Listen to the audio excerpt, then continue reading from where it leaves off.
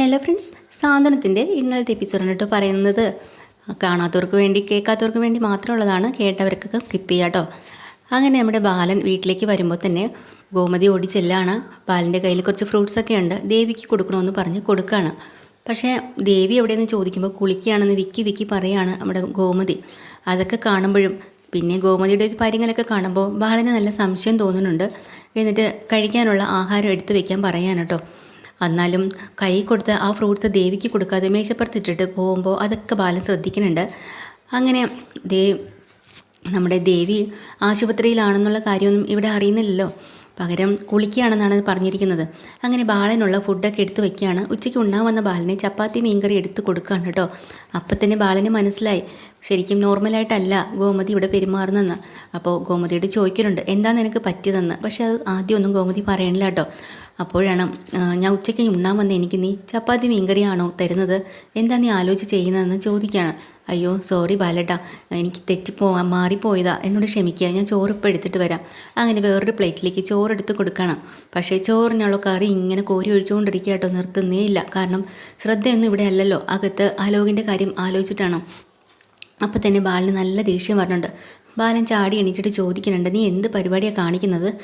ഞാൻ വരുമ്പോൾ അല്ലെങ്കിൽ കൃത്യമായിട്ട് ആഹാരമൊക്കെ എടുത്ത് തന്ന് എല്ലാം അറിഞ്ഞും കണ്ടും ചെയ്യുന്ന നീ ഇപ്പോൾ ആകെ പരവേശപ്പെട്ടും വെപ്രാളപ്പെട്ടുമാണല്ലോ നിൽക്കുന്നത്.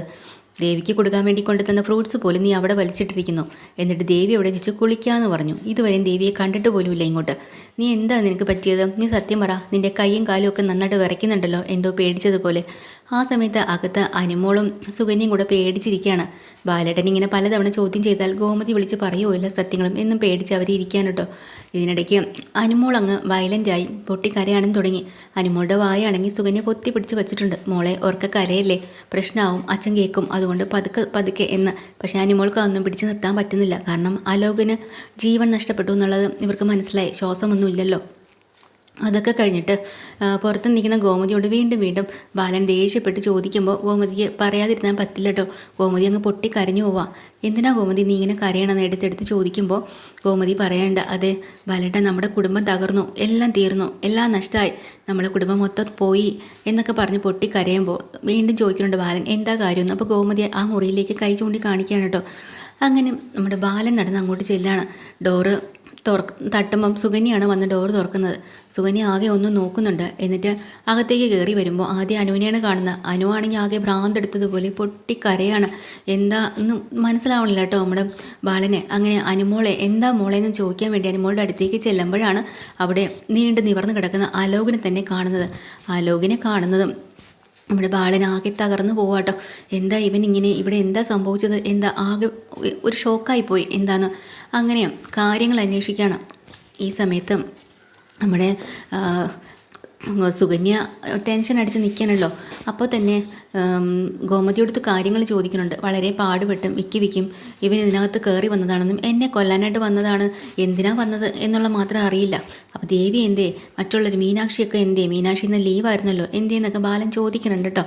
അപ്പോൾ കൃത്യമായിട്ട് അവർ പറയുകയാണ് ഇതുപോലെ അലോകിനകത്ത് കടന്നു വന്നതും പിടിച്ചു മാറ്റാൻ പോയി ദേവിയെ ചവിട്ടി തള്ളിയിട്ടതും ദേവിക്ക് പ്രശ്നമായ ആശുപത്രിയിലേക്ക് മീനാക്ഷിയാണ് കൊണ്ടുപോയതും. അങ്ങനെ നമ്മുടെ ഗോമതി ചേച്ചിയെ കൊല്ലാൻ വേണ്ടിയിട്ട് ഇവൻ നോക്കുമായിരുന്നു. ആ സമയത്താണ് മീനാക്ഷി ഒരു കമ്പി എടുത്ത് ഇവൻ്റെ തലയ്ക്ക് അടിച്ചതെന്നൊക്കെ സുകന്യ വിശദീകരിച്ച് പറയാൻ കേട്ടോ. അതോടുകൂടി ഇവൻ്റെ ബോധം പോയി. നമ്മൾ പലതവണ ഉണർത്താൻ നോക്കിയിട്ടും പറ്റിയില്ല. എന്നിട്ട് ദേവിക്ക് എന്താ പറ്റി, ദേവിയും കൊണ്ട് ആശുപത്രിയിലാണ് പോയത്, ഒന്നും അറിയില്ല, ഒരുപാട് ബ്ലീഡിംഗ് ഒക്കെ ഉണ്ടായിരുന്നു എന്ന് പറയുമ്പോൾ തന്നെ ബാലനാകെ തകർന്നു പോയി കേട്ടോ. അങ്ങനെ ബാലൻ ചെന്ന് അവൻ്റെ മൂക്കിലും ഒക്കെ തൊട്ട് നോക്കുമ്പോൾ നേരെ ശ്വാസമൊന്നും കിട്ടുന്നില്ല. ശരിക്കും അവൻ്റെ ഫോണും ഒക്കെ അവിടെ തന്നെയുണ്ട്. അച്യുതൻ വീണ്ടും വിളിച്ചുകൊണ്ടിരിക്കുക കേട്ടോ ഫോണിൽ. അപ്പോൾ ഇനിയിപ്പോൾ എന്താ ചെയ്യുക? അങ്ങനെ ഗോമതിയോടും മറ്റുള്ള രണ്ടുപേരോടും സുകന്യോടും അനുവിനോടൊക്കെ പറയുന്നുണ്ട്, എന്തായാലും ഇതിപ്പോൾ തൽക്കാലം പുറത്ത് ആരും അറിയരുത്, ഇങ്ങനെ ഇവന് സംഭവിച്ച കാര്യങ്ങളും അറിയരുത്, നമുക്ക് വേണ്ടത് ചെയ്യാം എന്ന് പറഞ്ഞിട്ട് ഗോമതി എടുത്തും പ്രത്യേകിച്ചും സുകന്യോട്. കാരണം സുകന്യയ്ക്ക് കൃഷ്ണമംഗലത്തുകാരോട് നല്ല അടുപ്പമുള്ളത് കൊണ്ട് തന്നെ സുകന്യോട് പറയാതെ നിന്നോട് ഞാനൊരു കാര്യം പറയാം, ഇവിടെ നടന്ന സംഭവങ്ങളോ ഈ കാര്യങ്ങളോ അലോകിൻ്റെ വിഷയങ്ങളോ ആരോടും ഒരു വക നീ തുറന്നു പറഞ്ഞിരിക്കരുത്. പിന്നെ അലോകിന് ഇങ്ങനെ സംഭവിച്ചത് മീനാക്ഷിയുടെ കൈ കൊണ്ടാണ് ഇത് സംഭവിച്ചതെന്ന് പോലും നീ വെളിയിൽ മിണ്ടിയാൽ നിന്നെ ഞാൻ ശരിയാക്കി കളയുന്നു പറയാട്ടോ. ഇല്ല ബാലേട്ടാ, ഞാൻ ആരോടും പറയില്ല എന്ന് പറഞ്ഞ് സുകന്യ പേടിച്ച് നിൽക്കുക കേട്ടോ. അങ്ങനെ അത് എങ്ങനെയൊക്കെ ബാലൻ കൈകാര്യം ചെയ്യാം എന്ന് തീരുമാനിച്ചിരിക്കുന്ന സമയത്ത് പെട്ടെന്ന് തന്നെ നമുക്ക് ദേവിയുടെ അടുത്തേക്ക് ചെല്ലണം എന്നും പറഞ്ഞ് അവർ നേരെ ദേവിയുടെ അടുത്ത് വരുന്നുണ്ട് കേട്ടോ. അവിടെ മീനാക്ഷി ദേവിക്ക് സ്കാൻ ചെയ്യണം, അത് വേണം ഇത് വേണം എന്നൊക്കെ ഡോക്ടർ പറയുന്നുണ്ട്. ഒത്തിരി ബ്ലീഡിങ് ആയതുകൊണ്ട് കുഞ്ഞിൻ്റെ കാര്യം സ്കാനിങ് കഴിഞ്ഞാൽ മാത്രമേ അറിയാൻ പറ്റുള്ളൂ എന്ന് പറയാം. അങ്ങനെ സ്കാനിങ്ങിന് വേണ്ടി അകത്ത് കയറ്റാണ്. തൻ്റെ കൈക്ക് ഇത് നിൽക്കില്ല എന്ന് മനസ്സിലായപ്പോൾ തന്നെ മീനാക്ഷി പെട്ടെന്ന് തന്നെ ആനന്ദിനെ ഫോണിൽ വിളിക്കുന്നുണ്ട്. ആനന്ദേട്ടാ ഒന്ന് സിറ്റി ഹോസ്പിറ്റൽ വരെ വരാമോ എന്ന് ചോദിക്കുക. അപ്പോൾ ആനന്ദ് പറയാം, എന്തിനാ കാര്യം എന്താ, കാര്യമൊക്കെ വന്നിട്ട് പറയാം ആനന്ദേട്ടാ, ഒന്ന് ഓടി വന്ന് പറയാം. അങ്ങനെ വന്ന പാട്ട് തന്നെ ദേവി കാര്യം അങ്ങോട്ട് അവതരിപ്പിച്ചു. പക്ഷേ ദേവി ഇങ്ങനെ ആയി എന്നറിയണ സമയം മുതൽ ആകെ ഷോക്കായിട്ടൊരു ഭ്രാന്തനെ പോലെ ആശുപത്രിയിൽ വെപ്രാളം പിടിച്ച് നടക്കാട്ടോ നമ്മൾ ആനന്ദ്. കാരണം കുഞ്ഞ് 24 മണിക്കൂറും കുഞ്ഞിന് വേണ്ടി മാത്രം കാത്തിരിക്കുന്ന ആനന്ദ് എല്ലാ കള്ളത്തരങ്ങളും നമ്മുടെ ദേവിക്ക് വേണ്ടി എല്ലാം ക്ഷമിച്ചതായിരുന്നു. ദേവിയുടെ കള്ളത്തരം എന്നിട്ട് ആ കുഞ്ഞിന് വേണ്ടിയിട്ട് ആ കുഞ്ഞ് നഷ്ടപ്പെടാൻ പോവുകയാണെന്ന് അറിയുമ്പോൾ ഉള്ള ആ ഒരു മാനസികാവസ്ഥയിൽ ആകെ ഒരു വിഭ്രാന്തി കേട്ടോ. അവിടെ കിടന്ന് പ്രശ്നങ്ങൾ ഉണ്ടാക്കുകയാണ് നമ്മുടെ ആനന്ദ്. പക്ഷേ മീനാക്ഷി മാക്സിമം അടക്കി നിർത്താൻ ശ്രമിക്കാനാട്ടോ. ഈ സമയത്ത് ബാക്കി എല്ലാവരും ഗോമതിയും ബാലനും ഒക്കെ ആര്യനെ വിവരം അറിയിച്ചിട്ടുണ്ട്. ആര്യനും വന്നിട്ടുണ്ട്. അങ്ങനെ നേരെ ആശുപത്രിയിലേക്ക് വരുവാണ് അവരെല്ലാവരും. അങ്ങനെ ഡോക്ടറാണെങ്കിൽ സ്കാനിങ് എല്ലാം കഴിഞ്ഞ് വന്നിട്ട് ചെറിയൊരു സന്തോഷം പറയുന്നുണ്ട്, നിങ്ങൾ പേടിക്കണ്ട, കുഞ്ഞിന് തൽക്കാലം വേറെ കുഴപ്പമൊന്നും വലിയ പ്രശ്നമൊന്നും ഉണ്ടായിട്ടില്ല, അതുകൊണ്ട് കുഞ്ഞ് രക്ഷപ്പെട്ടിട്ടുണ്ടെന്ന് പറയാനൊരു ഡോക്ടർ. അതോടുകൂടി ഇവർക്ക് അത്രയും സമാധാനമായി. ആനന്ദും ഒക്കെ സമാധാനമായി. ആനന്ദിൻ്റെ കയ്യിലാണെങ്കിൽ കുഞ്ഞുടുപ്പും ഒക്കെ ഉണ്ട് കേട്ടോ. അതൊക്കെ വാങ്ങി വന്നതായിരുന്നല്ലോ. അന്നേരം തന്നെ നമ്മുടെ മീനാക്ഷി ചോദിക്കുന്നുണ്ട്, അലോകിനെ പറഞ്ഞു വിട്ടോന്ന്. അപ്പോഴാണ് മീനാക്ഷി ആ സത്യം തിരിച്ചറിയുന്നത് കേട്ടോ. അലോക് മീനാക്ഷിയുടെ അടി കൊണ്ടിട്ട് മരിച്ചു എന്നുള്ളത്.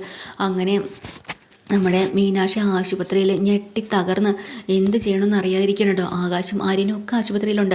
അങ്ങനെ അവർ രണ്ടുപേരും ശരിക്കും നമ്മുടെ മീനാക്ഷിയെ സമാധാനിപ്പിക്കുന്നുണ്ട്. അങ്ങനെ ബാലനും പറയണം, എല്ലാവരുമായിട്ട് ആലോചിച്ചിട്ട് പറയുന്നുണ്ട്, മീനാക്ഷി ഇങ്ങനെ ഒരു കുറ്റം മീനാക്ഷി അടിച്ചിട്ടാണല്ലോ അവൻ ചത്തത്. അപ്പോൾ അതുകൊണ്ട് ഇത് ഒരിക്കലും ആരും വെളി പറയരുത്, ഇതൊരു പ്രശ്നമാക്കേണ്ട മീനാക്ഷി, ഇപ്പം ഇതിനെക്കുറിച്ചൊന്നും ആരോടും സംസാരിക്കരുത് എന്ന് പറയും. പക്ഷേ മീനാക്ഷി ആകെ തകർന്നു പോയിട്ടുണ്ട്. ഒരു വശത്ത് ചെറിയൊരു സന്തോഷം ഇവർക്ക് കിട്ടുമ്പോൾ തന്നെ മറുവശത്ത് ഇങ്ങനൊരു പ്രശ്നമായി. അപ്പോൾ നമ്മുടെ ഗോമതി വിചാരിക്കുന്നുണ്ട്, സൗമ്യ പോറ്റി പറഞ്ഞിരുന്നു ഈ കുടുംബത്തിൽ വലിയൊരു പ്രശ്നം നടക്കാൻ പോവുകയാണ്, ചിലപ്പോൾ ഒരു മരണം വരെ സംഭവിച്ചേക്കാമെന്ന്. പക്ഷേ ഇത്രയും വലിയൊരു സംഭവം നടക്കുമെന്ന് ഒരിക്കലും ഇവർ പ്രതീക്ഷിച്ചിരുന്നില്ല കേട്ടോ. അങ്ങനെ സാന്ത്വനത്തിൽ വലിയൊരു ട്വിസ്റ്റാണ് കേട്ടോ ഇനി വരാൻ പോകുന്നത്. ഇത് പ്രമോയും കൂടെ ചേർത്തിട്ടുള്ള പറഞ്ഞതാണ്. കേൾക്കാത്തവർ മാത്രം കേട്ടാൽ മതി കേട്ടോ.